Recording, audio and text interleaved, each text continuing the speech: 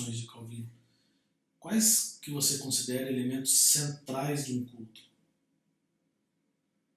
Por exemplo, no caso, administração de sacramentos, mensagem, música, como é que você acha que quais são os elementos que definiria este de fato é um culto reformado dentro daquilo que foi proposto no passado pelos reformadores? Calvino dizia que num culto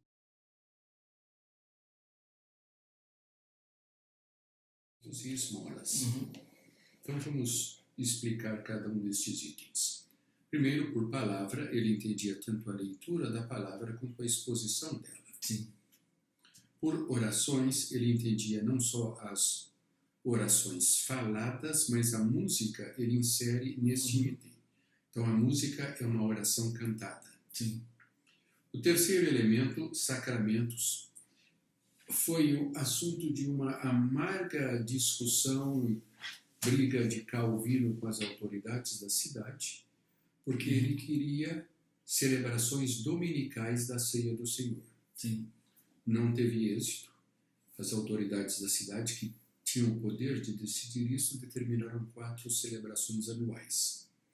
Então, de sacramentos, o que poderia haver, talvez domingo após domingo, seriam os batismos. Sim. E por último, ele coloca esmolas. Por que ele coloca esmolas? Porque os pastores eram sustentados pelo Estado. Sim. Assim, o cidadão genebrino, ao pagar os seus impostos, estava pagando também o sustento do pastor. E as esmolas, a que se destinavam? A ajuda humanitária. Essas esmolas eram postas nas mãos dos diáconos. E estes usavam para hospitais, ou para abrigos, ou para ajudar aquele grande grupo de exilados que vinham para Genebra, fugindo da perseguição na França. Sim. Então, basicamente, estes elementos são a palavra lida e exposta, que haja orações faladas e cantadas, e que, eventualmente, haja o sacramento, mas também haja, aí, no nosso caso, o recolhimento de dízimos e ofertas, que é a forma como agora a igreja administra o seu sustento, já que não é mais sustentada pelo Estado. Exato.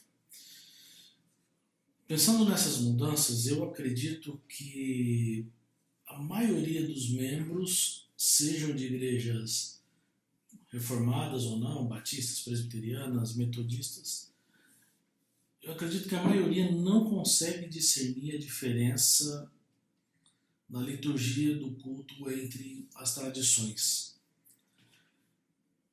De que maneira a liturgia ela reflete a teologia de uma comunidade?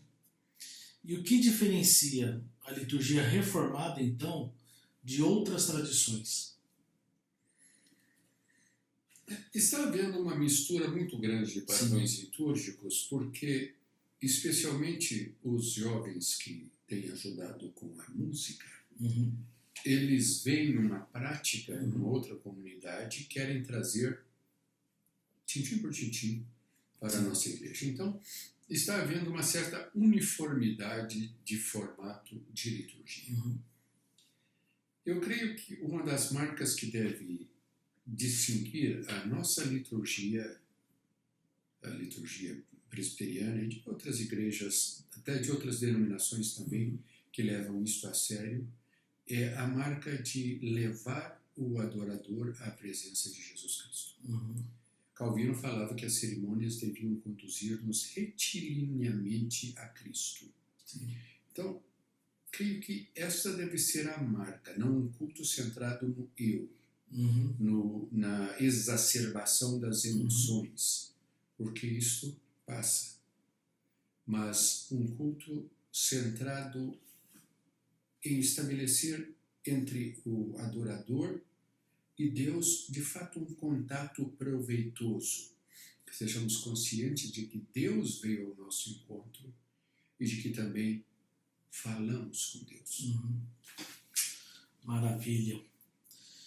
E uma das funções do culto também é testemunhar a nossa fé em Cristo e fazer com que pessoas que ainda não conhecem a Deus possam conhecê-los. A gente tem o costume de sempre tentar levar visitantes, pessoas que não conhecem o Evangelho à igreja. Como é que o culto e sua liturgia ela deve refletir, então, a missão da igreja no mundo e como ela deve moldar a experiência na vida do cristão?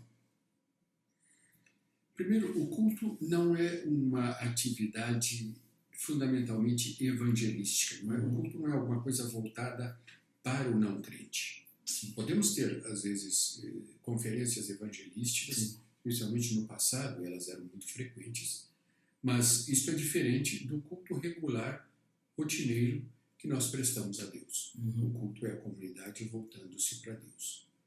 E aí, onde entra o não crente? Uma das coisas que eu já comentei, que nós já conversamos, foi a preocupação dos reformadores de que o culto fosse na língua do povo, Sim. para que o povo entendesse. Então, o culto também precisa ser conduzido e apresentado de maneira que nós compreendamos o que está acontecendo. E isso vale também para os crentes. Sim. Se não é simplesmente eu coloco um cântico ou um hino lá e o crente que trate de descobrir qual é a intenção do pastor ao pôr aquele cântico.